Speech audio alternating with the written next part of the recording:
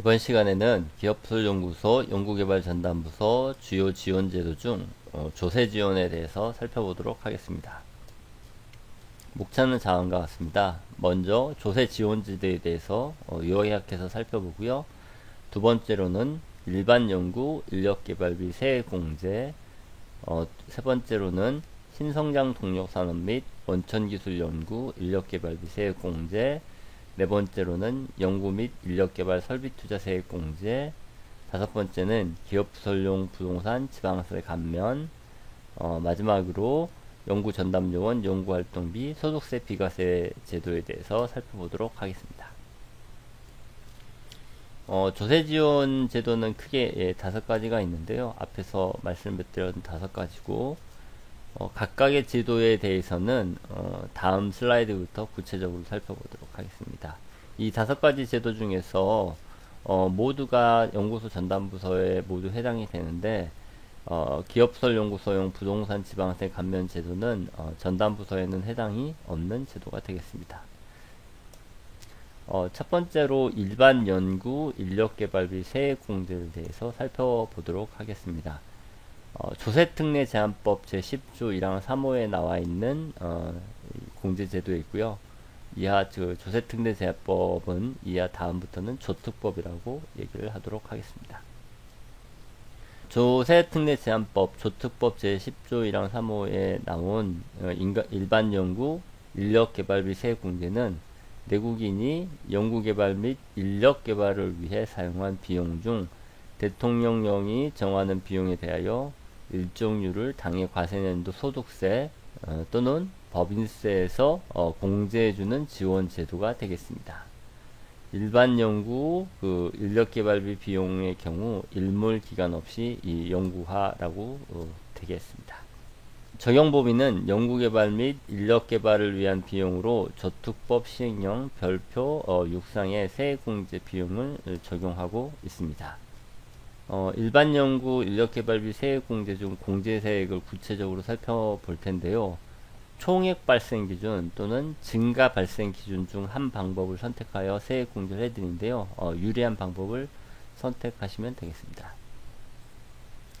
먼저 중소기업의 경우에는 총액 발생 기준으로 했을 때는 당해년도 발생한 연구 인력개발비의 25%를 총액 발생 기준으로 공제를 받을 수도 있고, 또는 증가 발생 기준으로는 당해년도 발생액에서 직전년도의 발생액을 뺀 금액의 50%를 세액공제하는 방법도 있습니다. 그리고 최초로 중소기업, 즉 다시 말하면 중소기업이었다가 중소기업이 아니게 된 경우에 대해서는 유예기간을 두는데요. 해당 과세년도 개시일로부터 3년간은 15%, 즉 다시 말하면 여기에서 총액 발생 기준으로 50%였는데 여기는 15%, 그리고 이후 2년간은 10%를 적용해주는 유예 제도가 되겠습니다. 중견기업의 경우에는 총액 발생 기준으로 했을 때는 당해년도 발생액의 8%를 세액공제를 하고 있고요. 증가 발생 기준으로는 당해년도 발생액에서 직전년도 발생액 곱하기 40% 하시면 되겠습니다. 중견기업이라 함은 직전 3년간 평균 매출액이 5천억 원 미만인 기업을 얘기하고 있습니다. 대기업의 경우에는 총액 발생 기준으로 했을 때는 당해년도 발생액 곱하기 2% 더하기 연구인력 개발비를 매출액으로 나온 다음 0.5%를 곱한 금액과 더해서 총액 발생 기준으로 공제를 해주고요. 증가 발생 기준으로 했을 때는 당해년도 발생액에서 직전년도 발생액을 빼고 거기에 40%를 곱해서 공제를 해주고 있습니다.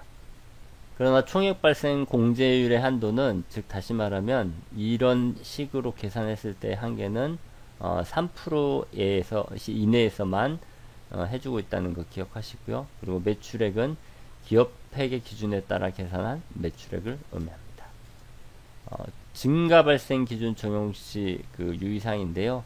해당 과세년도의 개시일로부터 소급하여 4년간 일반 연구 인력 개발비가 발생하지 아니한 경우에는 증가 발생 기준을 적용할 수 없습니다. 두 번째로는 직전 과세년도 발생한 일반 연구 인력 개발비가 해당 과세년도 개시일로부터 소급하여 4년간 연평균 일반 연구 인력 개발비보다 적은 경우 증가 발생 기준 적용이 불가합니다. 일반 연구 인력 개발비 세액 공제 기타 보호 사항을 한번 살펴보도록 하겠습니다. 특이사항으로는 연간 2월 공제 허용하고 있는데요. 창업기업은 5년 이내, 그리고 중소기업은 10년간 2월 공제를 하고 있습니다. 또 중소기업의 경우에는 최저한세에서 일부 배제를 하고 있고요. 농투세는 비과세 하고 있습니다. 자체 연구개발 인건비 세액공제 대상 연구 전담요원 및 보조원으로 한정을 하고 있고요. 연구관리직원은 세액공제 대상에서 제외되고 있습니다. 신청 절차는 과세표준 신고 시 세액공제 신청서, 그리고 연구 및 인력개발 명세서, 연구개발 계획서 등 증거서류를 납세지 관할 세무서장에게 제출하시면 되겠습니다. 일반 연구 인력개발비 세액공제 적용 비용은 조세특례 제한법 시행령 별표 6인데요. 해당 법률을 참조하셔서 세무대리인과 협의하시면 되겠습니다. 즉 다시 말하면 일반 연구 인력개발비 모든 것들이 모두 공제되는 것이 아니고 조세특례 제한법 시행령에 나와 있는 별표 6에 해당하는 비용만 연구 인력개발비 세액공제 적용을 받고 있습니다. 그래서 그 부분에 대한 해석이나 이런 것들은 법률을 참고하셔서 세무대리인과 협의하신 후에 적용을 받으시기 바랍니다. 크게 연구개발 항목과 인력개발 항목이 있는데요. 연구개발 비용 항목으로는 자체 연구개발 비용, 위탁 및 공동연구개발 비용, 직무발명 보상금으로 지출한 비용이 있고요. 또 기술정보비 또는 도입기술의 소량 개량비, 또 중소기업이 한국생산기술연구원과 전문생산기술 연구소의 기술지도를 받고 지출한 비용, 또 고유 디자인의 개발을 위한 비용, 중소기업에 대한 공업 및 상업 디자인 개발 지도를 위하여 지출한 비용 등이 있습니다. 인력개발 비용으로는 위탁훈련비라든가 사내 직업능력개발훈련 실시 및 직업능력개발훈련 관련 사업에 실시에 소용되는 비용, 중소기업에 대한 인력개발 및 기술지도를 위하여 지출되는 비용, 또 생산력 향상을 위한 인력개발비, 사내기술대학 및 사내대학의 운영에 필요한 비용 등이 있습니다. 즉, 이 모든 항목들은 조세특례 제한법 시행령 별표 6에 나와 있는 이 항목들을 말하고 있습니다. 두 번째 공제로서 신성장 동력산업 및 원천기술연구 인력개발비 세액 공제입니다. 조세특례 제한법 제10조 1항 1호에 나와 있는 거고, 신성장 동력 원천기술 분야 연구개발비 발생액의 일정률을 법인세 또는 소득세에서 공제해주는 제도입니다. 대상기술은 조세특례 제한법 조세특례 제한법 시행령 별표 7의 신성장 동력 원천기술 분야별 대상기술에 자세히 나와 있고요. 이 공제 대상으로는 시행령 별표 7의 신성장 동력 원천기술 분야별 대상기술 연구개발 업무에 종사한 자의 인건비, 그리고 연구개발 업무를 위해 사용하는 견본품, 부품, 원재료, 시향류 구입비들을 공제 받으실 수 있습니다. 구체적인 내용을 살펴보면요. 공제세액은 중소기업의 경우 당해년도 발생액의 30%를, 또 대기업의 경우에는 당해년도 발생액의 20%를 공제해주고 있습니다. 특이사항으로는 일반 연구 인력개발비와 신성장 동력 원천기술 연구 인력개발비는 구분 격리하여야 합니다. 즉 다시 말하면 구분 격리해야 되는 이유는 이 항목과 일반 연구 인력개발비와 신성장 원천기술 연구 인력개발비가 공제받는 공제세액의 비율이 다르기 때문에 각각 구분하여서 격리하고 각각 공제세액에 따라서 적용을 받으시면 되겠습니다. 신성장 동력 또는 원천기술 연구 인력 개발비가 일반 연구 인력 개발비와 공동으로 되는 경우에는 해당 전액을 일반 연구 인력 개발비로 하야합니다. 즉 다시 말하면 일반 연구 인력 개발에 해당하는 사람이 뭐 신성장 동력 연구도 같이 하고 있다 이럴 경우에는 해당 비용은 신성장 동력 원천 기술이 아니라 일반 연구 개발비로 적용되어야 한다는 얘기입니다. 또 중소기업에 한해서는 최저한세 규정을 미적용하고 있고 농어촌 특별세도 비과세로 적용하고 있고 또 5월간 2월 공제를 허용하고 있습니다. 세액공제 적용 시 정부 출연금을 지급받아 연구개발비로 지출하는 금액은 포함되지 않습니다.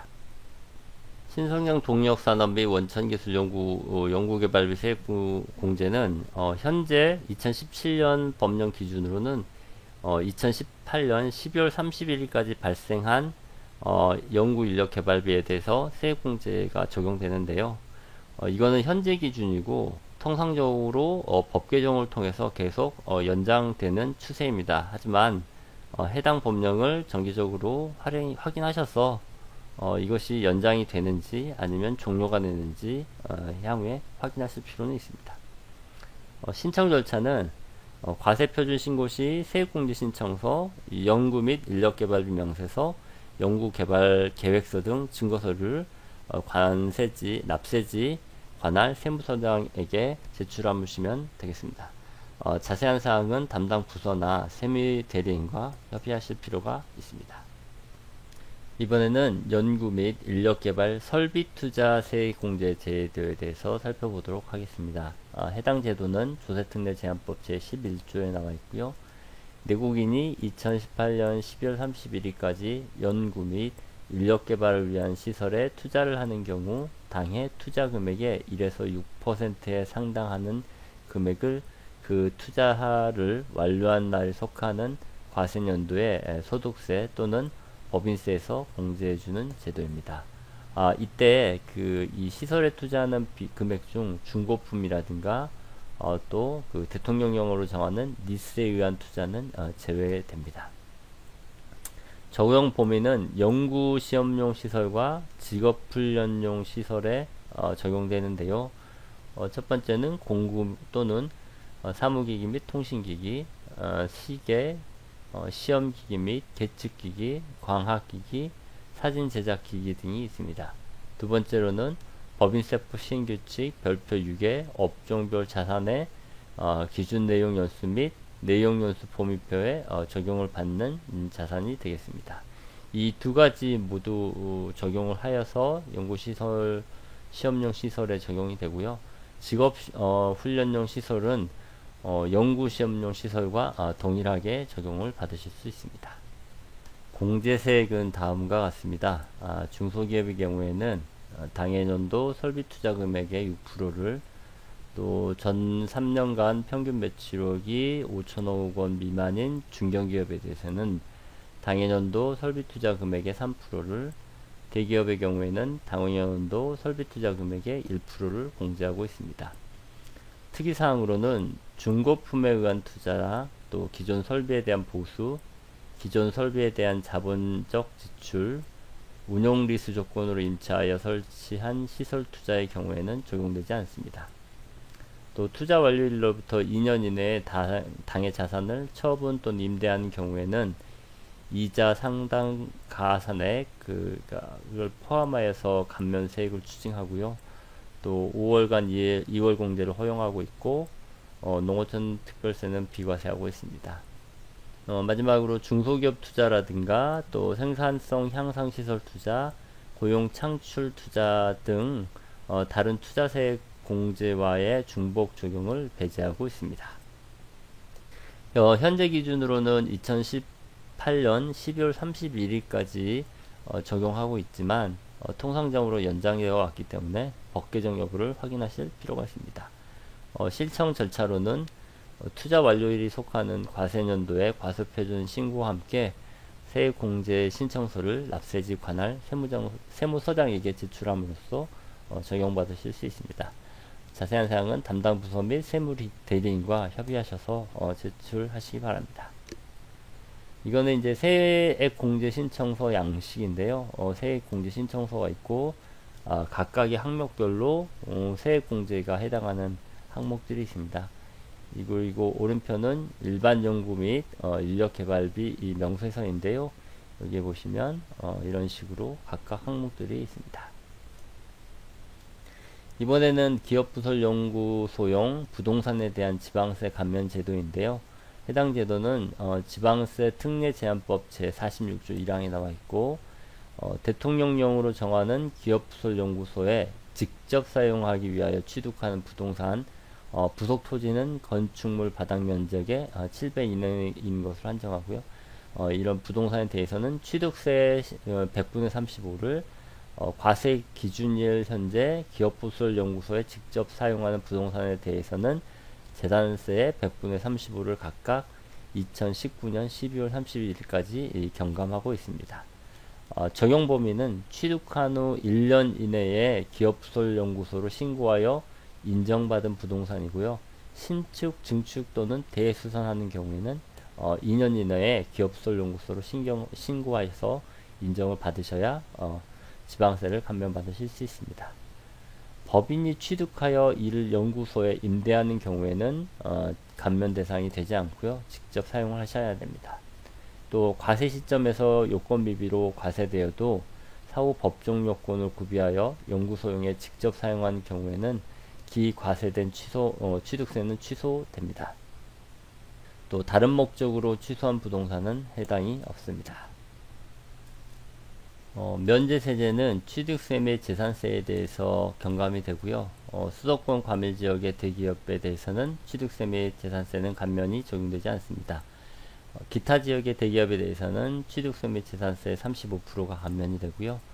중소기업의 경우에는 취득세 60%, 재산세 50%를 감면하고 있습니다. 부속 토지의 경우에는 건물 바닥 면적의 7배 이내에 한정하고 있고요. 재산세의 경우 과세 기준일 현재의 상황으로 면제 여부를 판단하고 있습니다. 현재 시점으로 적용기간은 2018년 12월 31일까지인데요. 통상적으로 연장되어 왔기 때문에 법 개정 여부를 확인하실 필요가 있습니다. 특이사항으로는 연구소를 설치한 후 4년 이내에 연구소를 폐쇄하거나 타 용도로 사용한 경우에는 경감된 취득세 및 재산세를 추진하고 있고요. 그리고 연구소를 설치한 날이라고 하는 그 기준은 미래창조과학부 장관, 즉 산업기술진흥협회로부터 연구소를 인정받은 날을 의미합니다. 또 농어촌 특별세는 비과세하고 있고 중복 감면을 배제하고 있는데요. 동일한 과세 대상에 대하여 지방세를 감면하는 것이 있어 2개 이상의 감면 규정이 적용되는 경우에는 그중 감면율이 높은 것 하나만을 적용한다는 얘기입니다. 신청 절차로는 다음 정해진 기간 내에 지방세 감면 신청서를 관할 시장 및 군수에게 제출하시면 되는데요. 취득세를 감면받고자 하는 경우에는 감면 대상 취득일로부터 60일 이내, 그리고 재산세 감면을 받고자 하는 경우는 과세일 기준일로부터 30일 이내에 제출하셔야 합니다. 마지막으로 중소기업 연구전담요원 연구활동비 소득세 비과세에 대해서 살펴보도록 하겠습니다. 해당 제도는 소득세법 시행령 제12조 제12호 다목에 나와 있는데요. 중소기업에서 근무하고 있는 연구원이 받는 연구활동비 또는 연구보조비를 과세 대상 소득에서 제외하는 제도입니다. 적용 범위는 중소벤처기업 기업부설연구소 또는 연구개발전담부서의 연구활동에 직접 종사하는 자로서 연구전담요원에 한하고 있습니다. 비과세 금액으로는 연구활동비 또는 연구보조비로서 월 20만원 한도이고요. 연구활동비 또는 연구보조비 등의 명목으로 급여와 별개의 항목으로 지급되어야 비과세 적용이 가능합니다. 이번 페이지에서는 이 소득세 비과세를 적용하는 것에 대해서 구체적으로 살펴보는데요. 일반 근로자의 경우에 우리가 연봉을 3천만원으로 기준한다 그러면 월 250만원의 급여가 됩니다. 그래서 이 월 250만원의 이 급여가 소득세 및 4대 보험 기준 금액이 되는데요. 동일한 연봉을 기준으로 했을 때 연구 전담 요원의 경우에는 20만원까지 연구활동비, 연구보조비로 20만원까지 비과세가 됩니다. 그래서 급여는 230만원이 되고 연구활동비는 20만원 이렇게 해서 250만원의 그 전체적인 급여가 책정이 되고요. 그래서 이렇게 적용이 되면 급여가 230만원이 되기 때문에 소득세 및 4대 보험 기준 금액이 낮아지게 됩니다. 그래서 소득세 및 4대 보험 부담 금액이 낮아지기 때문에 특히 4대 보험의 경우 기업도 어느 정도 실리를 취할 수 있고 또 근로자도 소득이 실질적으로 높아지는 이런 효과가 있게 되겠습니다. 지금까지 기술부설연구소 연구개발 전담부서의 주요 지원제도 중 조세 지원제도에 대해 살펴봤고요. 다음 시간에는 기타 지원제도에 대해서 살펴보도록 하겠습니다.